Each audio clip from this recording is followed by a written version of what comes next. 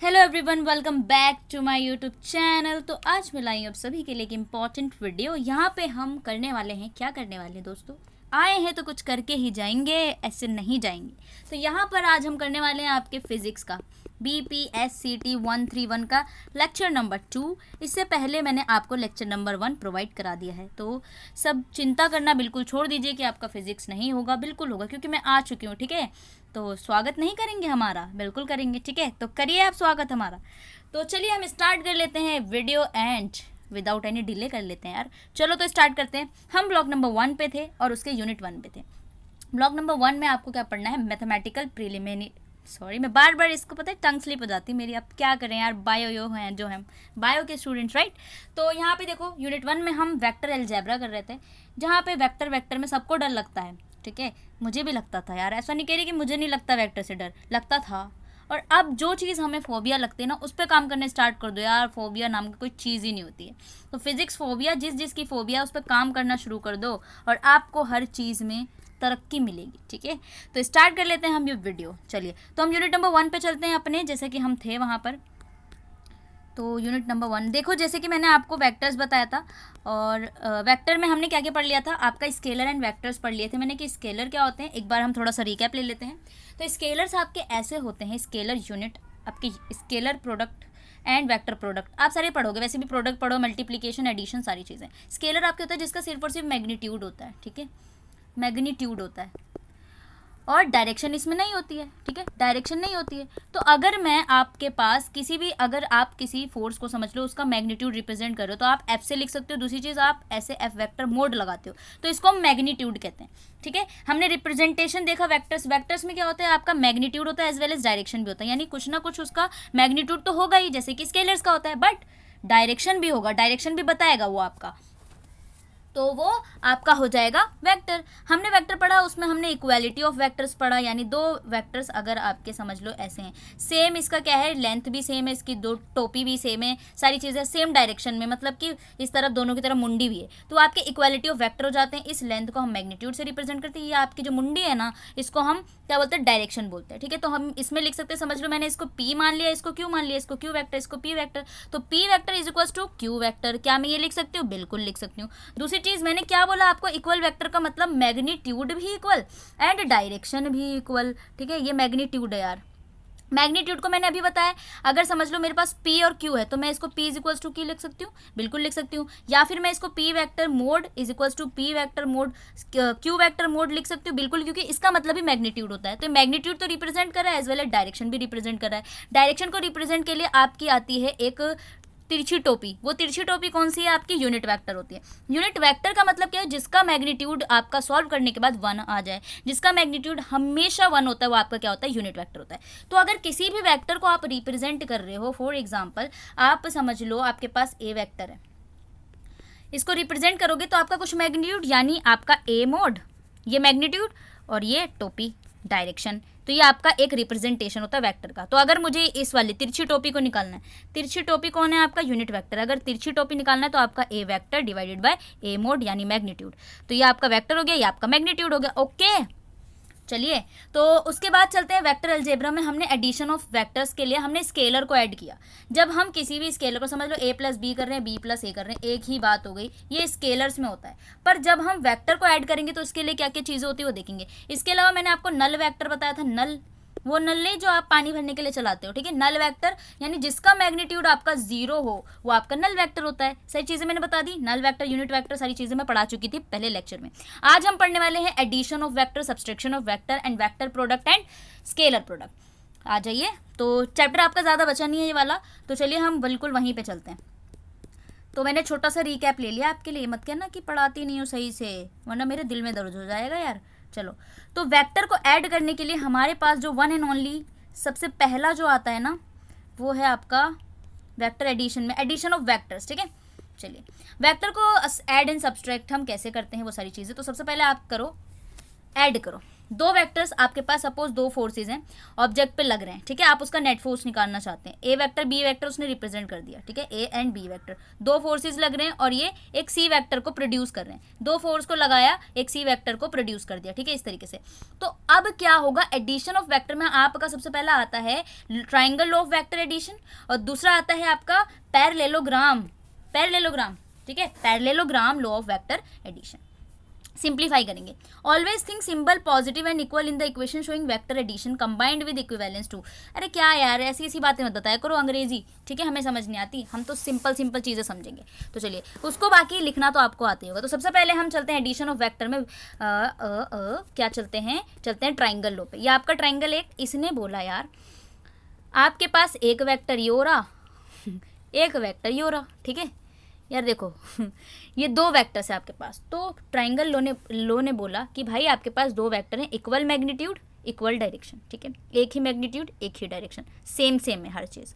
उसको इस ऑर्डर में अरेंज करो यार, क्लॉकवाइज ऑर्डर में इस तरीके से अरेंज करो कि जब तीसरा रिजल्टेंट, आप तीसरा वेक्टर ऐड करते हो ना, तीसरा रिजल्टेंट अगर ऐड करते हो तो वो आपका दूसरे एंटी क्लॉकवाइज आना चाहिए। मतलब समझ लो, अगर मैंने इस वे में, यानी ये आपका क्या है क्लॉकवाइज डायरेक्शन, तो आपका तीसरा वाला ना एंटी क्लॉकवाइज डायरेक्शन होना चाहिए, तब आपका एक ट्राइंगल लॉ ऑफ एडिशन बनता है। हम वेक्टर को ऐड करते हैं, दो वेक्टर को ऐड करते हैं। तो ऑर्डर कैसे लगाएं, तो एक ये रहा मैंने उठाया और ये भी उठाया। तो देखो मैंने इसको उठाया, कुछ नहीं किया यार, जैसे जैसे है ना, ऐसा है ना, ऐसे मैंने उठाया ए वेक्टर को, ऐसे अरेंज करो कि हेड टू टेल हो जाए।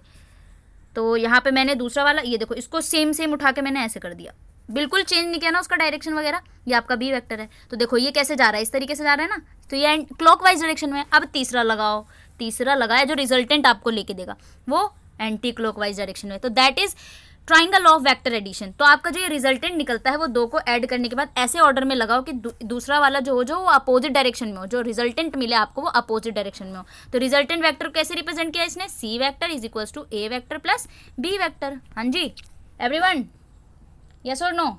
ओ सॉरी, मैं भूल गई यार कि तुम मेरे से इंटरेक्ट नहीं हो।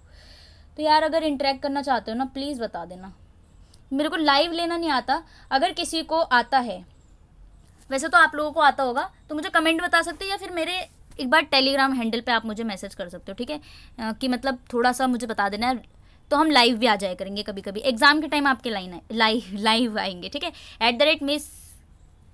@मिस मेडिको जो मेरा चैनल है ना, वही 170 मैसेज करना टेली पे, ठीक है। तो जी ये आपका triangle law of vector addition था। अब हम दूसरे पे चलते हैं, उसके बाद देखेंगे कि आप कैसे रिजल्टेंट निकालेंगे और कैसे क्या क्या निकालेंगे, ठीक है। तो parallelogram vector law of addition क्या कहता है, देखो इसने बोला कि आपके पास फिर से दो वेक्टर है, देखो एक वेक्टर ये रहा, दूसरा वेक्टर ये रहा। इसने बोला पैरेललोग्राम, ओए होए मेरा पैर ले लो, ठीक है। तो मैंने क्या बोला, आपने पैरेललोग्राम को पढ़ा था ना, इक्वल एंड अपोजिट साइड्स क्या होते हैं, बिल्कुल सेम होते हैं। मैंने समझ लो इसको ए मान लिया, ठीक है, ए वेक्टर मान लिया, मैं इसको उठा के यहाँ पे कर दूंगी खुचुक, ये भी ए वेक्टर, इसको मैंने बी वेक्टर माना, ये वाला उठा के यहाँ पे भी लगा दूंगी खुचुक, तो ये क्या हो गया, बी वेक्टर हो गया, ठीक।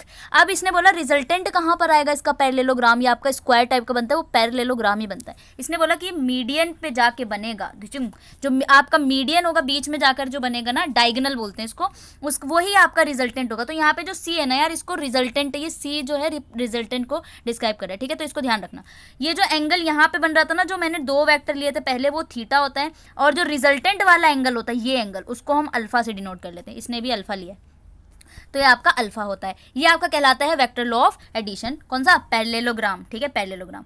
अब पैरेललोग्राम ने एक चीज़ हमसे और कह दी कि मत पूछो चलिए, तो आपके पास क्या होता है, आप अगर आपको क्वेश्चन में समझ लो आ गया कि आपने इसका रिजल्टेंट फाइंड कीजिए, तो रिजल्टेंट फाइंड करने का फॉर्मूला है ये, देखो जो सी है ना यार, चलो हम सी ले लेते हैं आपकी बुक के अकॉर्डिंग।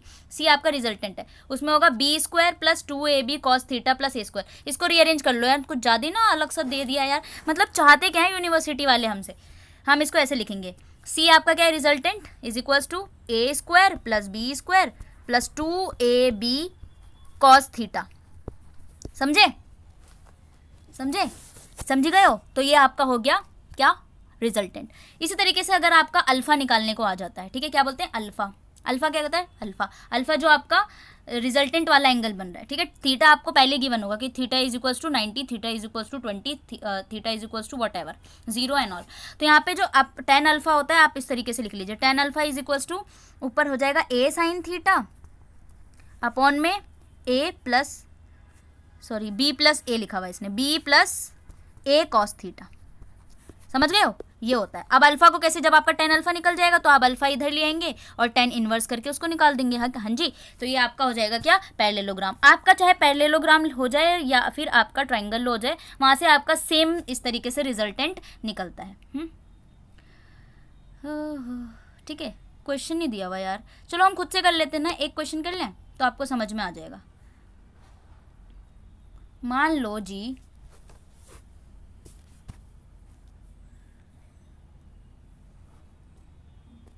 मान लो आपके पास ये दो जो है वेक्टर दिए हुए दो, एक ये रहा एक ये रहा, ठीक। थीटा आपको दिया हुआ है 90, ठीक है। ए वेक्टर को मैंने ले लिया 5, बी वेक्टर को भी मैंने ले लिया 5। सबसे इंपॉर्टेंट सबसे सुंदर चीज़ ये होती है, देखो ये भी 5 है ये भी 5 है। जब आपके पास कुछ ऐसा केस आ जाए जिसका आपका ए वेक्टर यानी ए का मैग्नीट्यूड बी का मैग्नीट्यूड आपको सेम दिया हो, समझ लो कि ना एक आदमी है ना, वो है रिजल्टेंट, रिजल्टेंट बीच में होगा इसके, है ना। एक आदमी है जो है रिजल्टेंट, उसका नाम रिजल्टेंट है, उसकी 2 बीवियाँ हैं, ए बी बी बी बी 2, ठीक है। ए बी बी बहुत सुंदर है, उसका भी 5 नंबर है। बी वाली बीवी बहुत सुंदर है, उसका भी 5 नंबर है। तो अब उसका रिजल्टेंट कहाँ होगा, थीटा आपको 90 पहले ही गिवन है, रिजल्टेंट का अल्फा कहाँ होगा, रिजल्टेंट आपका अल्फा कहाँ बनाएगा, यानी कि दोनों बीवियाँ सुंदर है। अब वो कंफ्यूज है यार किससे ज़्यादा प्यार करूँ, तो इससे अच्छा वो दोनों से बराबर ही प्यार करता है, तो वो अपना घर कहाँ बनाएगा, वो अपना घर बिल्कुल बीच में बनाएगा। तो मतलब थीटा अगर 90 है तो अल्फा आपका 45 डिग्री होगा, बिल्कुल बीच में घर बना लेगा, ठीक है, समझ में लग गया। तो रिजल्टेंट उसके ही पास होता है जितनी सुंदर बीवी हो जाएगी। तो यहाँ पर दोनों सुंदर है यार, तो बीच में घर बना लेगा, दोनों को प्यार प्यार करेगा आधा आधा, ठीक है। दूसरी चीज़, अगर आप पूछोगे मैम अगर समझ लो कि हमारे पास एक एंगल 3 है एक 4 है, अब हम कैसे पता लगाएंगे कि, और थीटा आपका भी 90 है, कि रिजल्टेंट किसके पास रहेगा, रिजल्टेंट किसके पास रहेगा, ठीक है। तो देखो रिजल्टेंट आपको वैसे भी निकालना पड़ेगा, जो आपका सेम सेम होगा तो आप डायरेक्ट बता दोगे कि इसका अल्फा इतना आ गया है, ठीक है, आना चाहिए। बट अगर ऐसा होता है तो आपको बस ये ध्यान रखना है कि अब देखो एक बीवी इसकी 3 नंबर पे, एक बीवी इसकी 4 नंबर पे, इसका नंबर ज़्यादा तो इसके पास ज़्यादा इसकी नज़दीकियाँ होंगी। तो समझ लो अगर ये 90 है, ठीक है, 90 है तो ये वाला एंगल इसका बड़ा होगा, ये वाला एंगल छोटा होगा, ठीक। तो यानी छोटा एंगल तो वो फोर्थ वाले के पास जो हो ना, रिजल्टेंट फोर्थ वाले के पास बनाएगा, जो जिसका नंबर 4 है, इस वाली बीवी से ज़्यादा प्यार करेगा, वो ज़्यादा सुंदर है, ठीक है, इसके नंबर ज़्यादा तो ये ज़्यादा सुंदर है। तो आप इस तरीके से निकाल लोगे, अल्फा निकाल लोगे, ठीक है। अल्फा आप कौन से फॉर्मूले से निकालोगे, टेन अल्फा वाले पे, जो है A sine theta divided by B plus A cos theta, उस तरीके से निकाल लोगे। तो आपको जब आप निकालोगे तो भी पता चलेगा जो बीवी सुंदर है ना ज़्यादा, उसकी तरफ ज़्यादा है नज़दीकियाँ, नज़दीकियाँ बढ़ जाने दे, है ना, वही वाली बात। तो चलिए इस तरीके से आप समझ चुके हैं। तो हम करते हैं, आपका मैं क्वेश्चन करा रही थी ना सेम वाला, तो देखो सेम वाले में तो अल्फा आप निकालोगे, तो रिजल्टेंट कैसे निकालोगे यार, रिजल्टेंट कैसे निकालोगे, मैंने आपको जो बताया था क्वेश्चन अभी कि आपका ये भी 5 है ये भी 5 है और थीटा आपको 90 है, तो रिजल्टेंट निकालो। तो आपने अल्फा 10 अल्फा मतलब अल्फा तो आपने निकाल लिया 45 है, क्योंकि अब ये भी बराबर ये भी 5 है। तो इसका रिजल्टेंट का फॉर्मूला अभी मैंने आपको बताया कि R इज इक्वल्स टू, या C मान लो, ठीक है, A square plus B square plus 2ab cos theta, ठीक है, हाँ जी, कॉस थीटा आ गया। अब देखो ए स्क्वायर भी आपका 5 है, तो चलो हम रखते हैं इसमें फॉर्मूला, देखो दोनों में, ये भी 5 का स्क्वायर प्लस ये भी ना 5 का स्क्वायर, हाँ जी, प्लस 2ab, 2 इंटू ये भी 5 ये भी 5, कितने हो गए 25, 25, ठीक है, ये भी 5 ये भी 5, कॉस थीटा यानी कॉस 90, कॉस 90 0, कॉस 90 0। अब देखो कॉस 90 अगर 0 तो इसके मल्टीप्लिकेशन में तो पूरी टर्म ये 0 हो जाएगा, ये पूरा टर्म 0 हो जाएगा। तो अब क्या बचा, ये वाला टर्म 0 हो गया, ये कितना 5 का स्क्वायर 25 है, ये 5 का स्क्वायर 25, तो रूट में कितना आ रहा है 25 25 50, तो रूट 50 इसका रिजल्टेंट आता हुआ, ठीक है। और अल्फा आपने निकाल लिया, इस तरीके से आपको निकालने के लिए आ सकता है, ठीक है। और पी वाई किस तो मैं कराऊंगी तो उसमें तो मैं आपको बता दूंगी, बाकी आपको कॉन्सेप्ट समझ में आ गया हो, शादी वाली बात। चलिए इसके अलावा इसमें देखते हैं, अब हमारे पास कुछ रूल्स हैं, ठीक है। आपका पैरेललोग्राम हो गया और ट्राइंगल लोब भी हो गया। Properties of sum of the vectors, अब इसके कुछ प्रॉपर्टीज है, देखो commutative property of vector addition, the sum of 2 vector is, यानी अगर आप 2 वेक्टर को ऐड कर रहे हैं, ठीक है, whatever be the order in which 2 vector are added you can verify, आप यहाँ से वेरीफाई करो, a प्लस बी होता है b प्लस ए हो जाता है, किसी भी वेक्टर को अगर ऐड करते हो तो। Associated property of vector addition कैसे होती है, अगर 2 या 2 से ज़्यादा वेक्टर हो जाए, हमारे पास a प्लस बी है, not matter now in their group, तो a प्लस बी हो जाए या a b प्लस सी हो जाए, इस तरीके से आप वेक्टर एडिशन कर सकते हैं, ओके। अब polygon law of vector addition क्या कहता है? ये कहता है कि जैसे आपके पास दो या दो से ज़्यादा वेक्टर आ जाए तो उसको आप अरेंज करो। देखो समझ लो ये वाला मैंने उठाया, ये वाला कहाँ है, ये वाला ये रहा, ठीक है, ये पहला वाला वेक्टर, ठीक है। फिर मैंने इसको उठाया, देखो सेम सेम जैसे उठा रही हूँ वैसे ये वाला मैंने यहाँ पे लगा लिया, ठीक है, ये वाला मैंने यहाँ पे लगा लिया, ये वाला यहाँ पे लगा लिया, इस तरीके से बन गया। ये सी कहाँ से है? ये आपका रिजल्टेंट है। यानी बहुत सारे आपने इस तरीके से लगाए, जो आपका बचा हुआ एंगल होगा ना वही आपका रिजल्टेंट होगा। तो ये जो है ना वो आपका रिजल्टेंट होगा। तो सेम यहाँ पे प्रॉपर्टीज आपकी लगेगी जैसे रिजल्टेंट निकाल रहे थे, जैसे आप tan अल्फा निकाल रहे थे, ठीक है, इस तरीके से होता है। अगर समझ लो कि आपने ये सोचा कि जो लास्ट वाला पार्ट में बचा रही थी, यहाँ पे मैंने चारों को तो जोड़ दिया जैसे जैसे थे, वो जिस जिस डायरेक्शन में उठा के लगा दो, बस हेड टू टेल कर करके। तीसरा जो बनेगा आपका वो क्या बनेगा? ये वाला आपका रिजल्टेंट बन जाएगा। मान लो आपके पास ये वाला भी एक और होता तो मैं पांचों के पांचों ऐसे जोड़ देती क्या? समझ लो आपको क्लोज लूप दिया हुआ है तो उसका रिजल्टेंट आपका 0 होता है, ठीक है, ये ध्यान में रखना। चलिए पॉलीगन लॉ ऑफ वेक्टर हो गया। अब यहाँ पे देख सकते हैं क्या, if we use a different sequence of vector addition and is result is the same. तो यहाँ पे भी इस तरीके से मल्टीप्लीकेशन, देखो आपका मल्टीप्लीकेशन यहाँ पे देखो वेक्टर मल्टीप्लाई करते हैं बाय स्केलर क्वांटिटी m से is equal to the vector of a, ये मॉड है आपका। अगर आपका a वेक्टर इज 0 से कम है तो आपका सेम डायरेक्शन में होगा, अपोजिट डायरेक्शन में होगा। लेस देन 0 होगा, अगर ये दोनों बराबर होंगे तो ये भी 0 हो जाएगा आपका। यहाँ पे कुछ मल्टीप्लीकेशन है, स्केलर और सब मल्टीप्लीकेशन में आपका स्केलर प्रोडक्ट जो होता है ना, मान लो आपके पास आप दो वेक्टर को क्या कर रहे हो, मल्टीप्लाई कर रहे हो, ठीक है, ये इसको हम बोलते हैं क्रॉस प्रोडक्ट। क्रॉस प्रोडक्ट में पता है क्या आता है, ए बी साइन थीटा आ जाता है, इसका मल्टीप्लीकेशन होकर, ये आपका वेक्टर है, ठीक है, वेक्टर। दूसरा होता है डॉट प्रोडक्ट, जिसमें ए डॉट बी करते हो आप, उसमें हम स्केलर का यूज़ करते हैं, यानी वो आपका स्केलर है। तो ए डॉट बी जब आप करोगे ना, ए डॉट बी, इसको हम डॉट प्रोडक्ट कहते हैं, तो आपका होगा ए बी कॉस थीटा, ठीक है, ध्यान में रखना ये। चलिए सब्सट्रैक्शन कैसे करोगे आप, सब्सट्रैक्ट कैसे करोगे दो वेक्टर को? तो देखो, to subtract vector B from vector A of same type we add the vector A minus B. आप सब्सट्रैक्ट भी करोगे ना तो उसको आप देखो कि हमें एडिशन सिखाया गया है, राइट, एडिशन सिखाया गया है आपको कि आप पैरेललोग्राम से ऐड कर सकते हो, पॉलीगन लॉ से ऐड कर सकते हो, ट्राइंगल लॉ से ऐड कर, पर सब्सट्रैक्शन का क्या मतलब होता है हमें तो जानना ही नहीं। आपको इस तरीके से सब्सट्रैक्ट करना है वेक्टर की, वो पॉजिटिव मतलब कि वो प्लस होकर के ऐड करना हो। मान लो आपके पास ए माइनस बी, आप दो वेक्टर को ऐड कर क्या कर रहे हो, सब्सट्रैक्ट कर रहे हो। तो हमने तो एडिशन ही सीखा है, तो कैसे a प्लस बी होता है, तो ये वाला अपोजिट साइड में तो मैं इसको माइनस बी वेक्टर इस तरीके से लिखूंगी, ये आपका सब्सट्रैक्शन होता है, इसको ध्यान में रखिएगा। आई होप यू अंडरस्टैंड मैं क्या कहना चाहती हूँ। डिफरेंस ऑफ टू वेक्टर होता है A and B, minus B is the vector same magnitude है लेकिन अपोजिट डायरेक्शन में आ गया, तो आप सब्ट्रैक्ट करोगे, अपोजिट डायरेक्शन है तो इंटरचेंज करो हेड एंड टेल को किसी भी वेक्टर से और फिर आपको माइनस ए मिल जाएगा। बी माइनस ए होगा तो देखो आपका माइनस पहले आ जाएगा, बी माइनस ए तो माइनस माइनस ए, यानी दो ऐड कर रहे हो आप, the vectors of are equal magnitude exactly opposite direction है, तो ये सब्सट्रैक्शन ऑफ द आपका हो जाता है। सब्सट्रैक्ट कैसे करोगे आप, इस तरीके से आता है, ठीक है।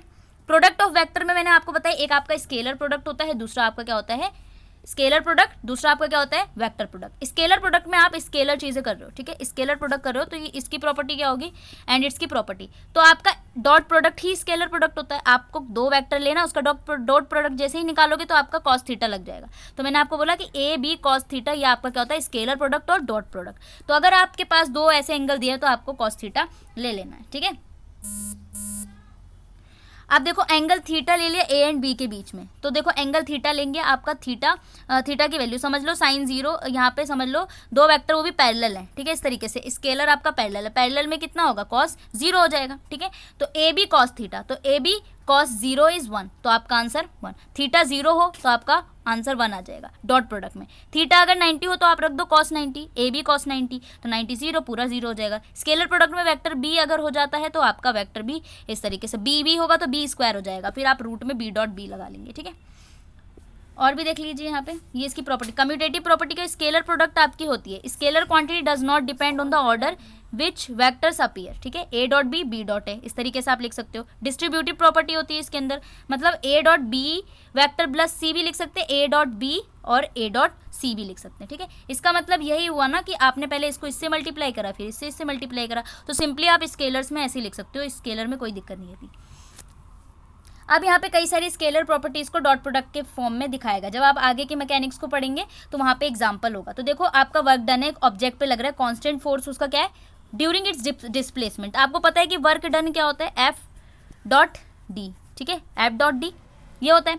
तो अगर हम इसको स्केलर, आप देखो डॉट प्रोडक्ट इसका कैसे निकालोगे, एफ डी कॉस थीटा, समझ रहे हो, एफ डी कॉस थीटा, ठीक है। दूसरी तरीके से आपका थीटा एंगल बना रहा है ना, यहाँ पे देखो, यहाँ पे थीटा एंगल बना रहा है। पावर देखो, पावर को क्या होता है आपका, work done is by force object, तो आपका पावर होता है वो, मतलब पावर जो होता है वो होता है एफ डॉट वी वेक्टर। तो इसको कैसे लिखेंगे आप, डॉट प्रोडक्ट निकालने के लिए इसको लिखेंगे F V cos theta.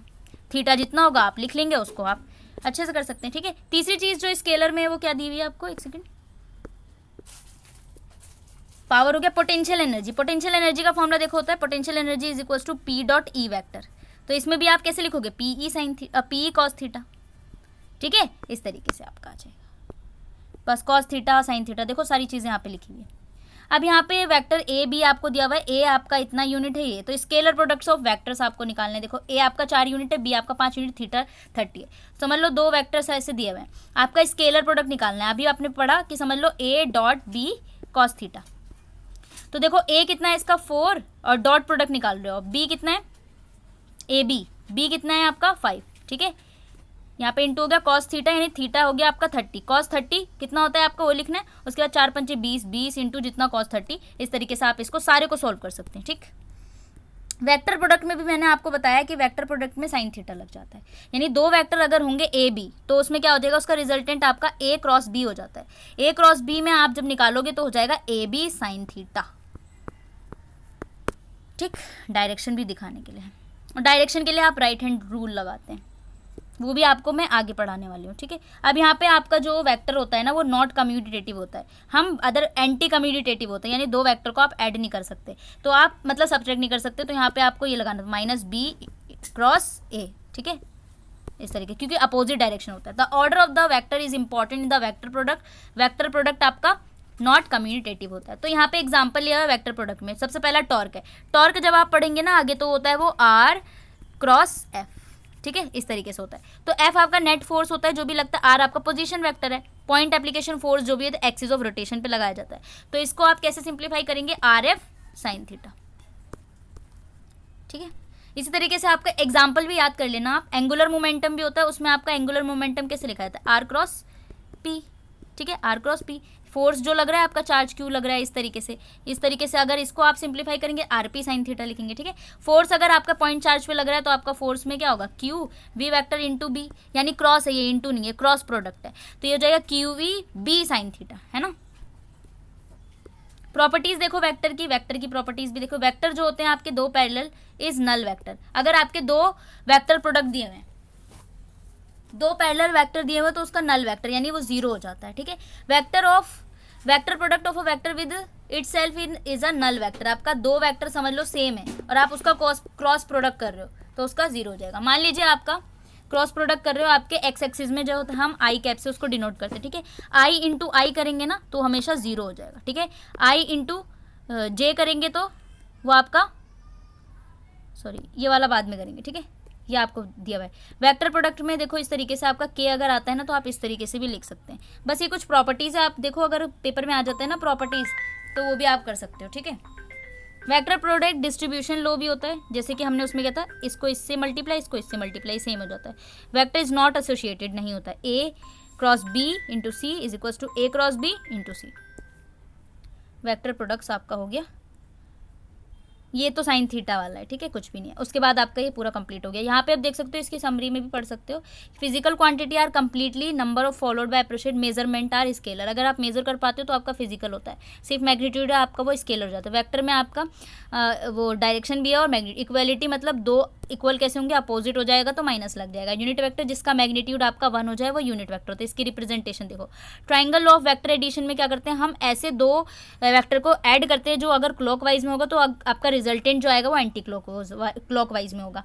Parallelogram of law of addition क्या कहता है, आपके सेम बिल्कुल आप उससे रिजल्टेंट और आप उसका जो भी रिजल्टेंट का अल्फा निकालते हैं जिसको एंगल कहते हैं उसको आप अल्फा से डिनोट करते हैं। आपके 2 यहाँ पे फॉर्मूले हो जाए। पॉलीगन लॉ ऑफ वेक्टर मतलब 2 या 2 से ज़्यादा अगर तो एक पॉलीगन बना लेता है। अगर आप क्लोज लूप करते हैं अगर क्लोज लूप करते हैं तो उसमें जीरो हो जाता है, और अगर आपने बहुत सारे लगाया, ठीक है, बहुत सारे क्या लगा दिए, वेक्टर लगा दिए, मैग्नीट्यूड डायरेक्शन सेम होता है, क्लोजिंग साइड वाला जो होता है ना उसको आप अपोजिट ऑर्डर में लेते हैं, वही आपका रिजल्टेंट होता है। वेक्टर एडिशन में आप देखोगे वेक्टर आपका कम्यूटेटिव एसोसिएटेड प्रॉपर्टी होता है, ठीक है। सब्ट्रैक्शन भी आप कैसे करते हो, बस ए प्लस माइनस भी कर लेते हो।